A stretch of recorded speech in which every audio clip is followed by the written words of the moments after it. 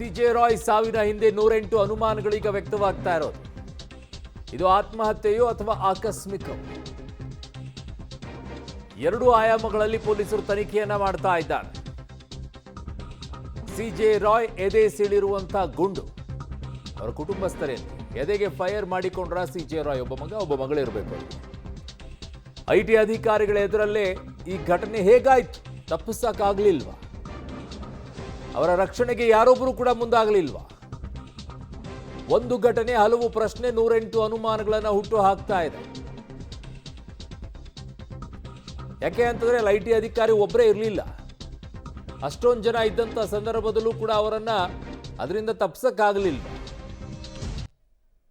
ಹಲವು ಪ್ರಶ್ನೆಗಳು ಬರುತ್ತೆ. ಈಗ ನನ್ನ ಸಹೋದ್ಯೋಗಿ ಈಗ ಕ್ರೈಮ್ ಬ್ಯೂರೋ ಹೆಡ್ ಆಗಿರುವಂಥ ಮುರಳಿ ನನ್ನ ಸಂಪರ್ಕಕ್ಕೆ ಸಿಗ್ತಾ ಇದ್ದಾರೆ. ಮುರಳಿ, ಈಗ ಹಲವು ಆಯಾಮಗಳಲ್ಲಿ ಬರುತ್ತೆ, ಅನುಮಾನಗಳು ಕೂಡ ಬರುತ್ತೆ ಈ ವಿಚಾರದಲ್ಲಿ. ಅಷ್ಟೊಂದು ಐಟಿ ಅಧಿಕಾರಿಗಳಿದ್ದಾಗೆ ಗನ್ ಹಿಡ್ಕೊಂಡ್ಬಿಟ್ಟು ಎದೆಗೆ ಶೂಟ್ ಮಾಡ್ಕೊಳ್ಳೋವರೆಗೂ ಕೂಡ ನೋಡ್ಕೊಂಡು ನಿಂತ್ಕೊಂಡ್ಬಿಟ್ರ, ರಕ್ಷಣೆ ಮಾಡೋಕ್ಕಾಗಲಿಲ್ವಾ ಅವ್ರನ್ನ ಅನ್ನುವಂಥ ಪ್ರಶ್ನೆಗಳು ಬರುತ್ತೆ. ಹಾಗಾಗಿ ಇದು ಅನುಮಾನಕ್ಕೆಡೆ ಮಾಡಿಕೊಡ್ತಾ ಇದೆ ಈ ಪ್ರಕರಣ. ಖಂಡಿತವಾಗಿಯೂ ಅರುಣ, ಯಾಕೆಂದರೆ ಪ್ರಮುಖವಾಗಿ ಈ ಹಂತದಲ್ಲೇ ತನಿಖೆಯನ್ನು ಇದೇ ಆ್ಯಂಗಲ್ನಲ್ಲಿ ತನಿಖೆಯನ್ನು ಪ್ರಾರಂಭ ಮಾಡಬೇಕಾಗಿರುವಂಥದ್ದು. ಯಾಕೆಂದರೆ ಯಾವುದೇ ರೀತಿಯಲ್ಲಿ ಒಂದು ಐ ಟಿ ದಾಳಿ ಆದಾಗಿರ್ಬೋದು ಅಥವಾ ಯಾವುದೇ ರೀತಿಯ ದಾಳಿಗಳು ನಡೆದಂಥ ಸಂದರ್ಭದಲ್ಲಿ ಅವರ ಬಳಿ ಇರುವಂಥ ಈ ರೀತಿಯ ವೆಪನ್ಗಳೇನಿರ್ತವೆ ಅಥವಾ ಅವರ ಮೊಬೈಲ್ಗಳನ್ನು ತಮ್ಮ ವಶಕ್ಕೆ ಪಡ್ಕೊಳ್ಳುವಂಥದ್ದು ಈ ರೀತಿಯ ಕೆಲಸಗಳನ್ನು ಮಾಡ್ತಾರೆ. ಆದರೆ ಐ ಟಿ ಅಧಿಕಾರಿಗಳು ಈ ಸಂದರ್ಭದಲ್ಲಿ ಯಾವ ತಪ್ಪನ್ನು ಮಾಡಿದ್ದಾರೆ ಅನ್ನೋದ್ರ ಬಗ್ಗೆ ಸ್ಪಷ್ಟವಾದ ಮಾಹಿತಿಗಳು ಸಿಗಬೇಕಾಗಿರುವಂಥದ್ದು.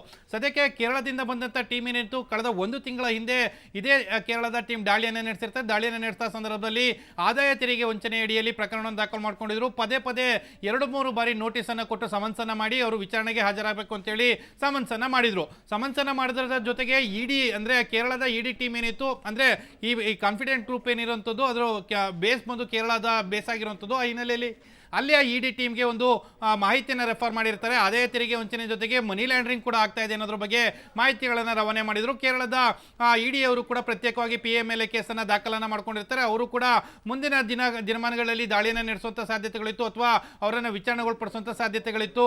ಕಳೆದ ಬಾರಿ ಅಂದರೆ ಅರುಣ್, ಇಲ್ಲಿ ಒಂದು ವಿಚಾರವನ್ನು ಗಮನಿಸಬೇಕಾಗಿರುವಂಥದ್ದು, ರನ್ಯಾರಾವ್ ಗೋಲ್ಡ್ ಸ್ಮಗ್ಲಿಂಗ್ ಕೇಸ್ನಲ್ಲಿ ರನ್ಯಾರಾವ್ ವಿಚಾರಕ್ಕೆ ಸಂಬಂಧಪಟ್ಟಂತೆ ವೈಟ್ ಗೋಲ್ಡ್ ಮೇಲೆ ಇಡಿ ಅಧಿಕಾರಿಗಳು ದೆಹಲಿಯ ಟೀಮ್ ದಾಳಿ ನಡೆಸಿತ್ತು. ಆ ಸಂದರ್ಭದಲ್ಲೂ ಕೂಡ ಅನುಮಾನಗೊಂಡಂತ ಇಡಿ ದೆಹಲಿಯ ಟೀಮ್ನ ಸಿಜೆ ರಾಯ್ ಅವರಿಗೆ ಒಂದು ನೋಟಿಸನ್ನು ಸಮನ್ಸನ್ನು ಮಾಡಿ ಅವ್ರನ್ನ ವಿಚಾರಣೆಗೆ ಬರಬೇಕು ಅಂತೇಳಿ ದೆಹಲಿಗೆ ಕೂಡ ಕರೆಸಿ ಅವರನ್ನ ವಿಚಾರಣೆಗೆ ಒಳಪಡಿಸಿರುವಂಥದ್ದು.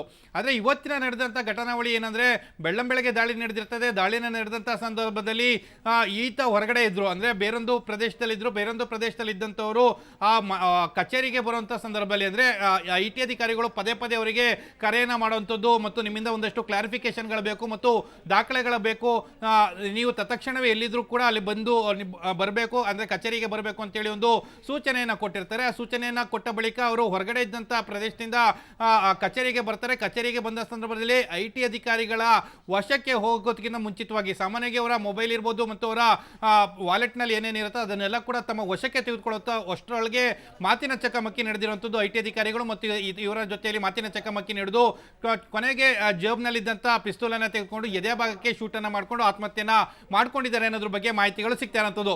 ಸದ್ಯಕ್ಕೆ ಕುಟುಂಬಸ್ಥರು ಏನಿದ್ರು, ಕುಟುಂಬಸ್ಥರ ಹೇಳಿಕೆಗಳನ್ನು ದಾಖಲು ಮಾಡಿಕೊಂಡು FIR ಅನ್ನು ಐ ಟಿ ಅಧಿಕಾರಿಗಳ ಮೇಲೆ ಮಾಡ್ತಾ ಇದ್ದಾರೆ. ಐ ಟಿ ಅಧಿಕಾರಿಗಳ ಯಾರ್ಯಾರಿದ್ರು, ಆ ಸ್ಥಳದಲ್ಲಿ ಯಾರ್ಯಾರಿದ್ರು ಅವ್ರನ್ನೆಲ್ಲರನ್ನೂ ಕೂಡ ಈಗಾಗಲೇ DCP ಅಕ್ಷಯ್ ಹಚೀಂದ್ರ ಅಂದರೆ ಸೆಂಟ್ರಲ್ DCP ಏನಿದ್ರು ಅವರು ವಿಚಾರಣೆಗೆ ಒಳಪಡಿಸ್ತಾ ಇರೋಂಥದ್ದು, ಅವರಿಂದ ಮಾಹಿತಿಗಳನ್ನು ಪಡ್ಕೊಳ್ತಾ ಇರೋಂಥದ್ದು ಮತ್ತು ಅಲ್ಲಿ CCTV ಫುಟೇಜಸ್ಗಳೇನಿದೆ ಅಂದರೆ ಸಂಪೂರ್ಣವಾಗಿ ಏನು ಕಚೇರಿ ಏನಿತ್ತು, ಕಚೇರಿಯಲ್ಲಿ CCTV ಫುಟೇಜಸ್ಗಳೇನಿತ್ತು ಅದನ್ನೆಲ್ಲ ಕೂಡ ತಮ್ಮ ವಶಕ್ಕೆ ತೆಗೆದುಕೊಳ್ತಾ ಇರೋಂಥದ್ದು. ಮುಂದೆ ಈ ಬಂದಂಥ ಸಂದರ್ಭದಲ್ಲಿ ಯಾವುದಾದ್ರೂ ಮಾತಿನ ಚಕಮಕಿ ಆಯ್ತಾ, ಏನು ಇನ್ಸಿಡೆಂಟ್ ಆಗಿದೆ, ಯಾಕಂದರೆ ಕೇವಲ ಅವರು ಆತ್ಮಹತ್ಯೆ ಮಾಡ್ಕೊಂಡ್ರೆ ಅಥವಾ ಅನುಮಾನಾಸ್ಪದವಾಗಿ ಏನಾದರೂ ಆಯ್ತಾ ಅನ್ನೋದ್ರ ಬಗ್ಗೆ ತಿಳ್ಕೊಳ್ಳುವಂಥ ಪ್ರಯತ್ನಗಳನ್ನು ಈಗ ಅಲ್ಲಿ ಸ್ಥಳೀಯ ಪೊಲೀಸರು ಮಾಡ್ತಾ ಇರೋಂಥದ್ದು ಮತ್ತು CCTV ಫುಟೇಜಸ್ ಏನಿತ್ತು ಅದನ್ನು ಕೂಡ ತಮ್ಮ ವಶಕ್ಕೆ ತೆಗೆದುಕೊಂಡು ತನಿಖೆಯನ್ನು ಮುಂದುವರಿಸ್ತಾ ಇರೋಂಥದ್ದು. ಅರುಣ್, ಓಕೆ, ಹಾಗೆ ಸಂಪರ್ಕದಲ್ಲಿ ಮುರಳಿ, ವಾಪಸ್ ಬರ್ತೀನಿ ನಿಮ್ಮ ಹತ್ರ.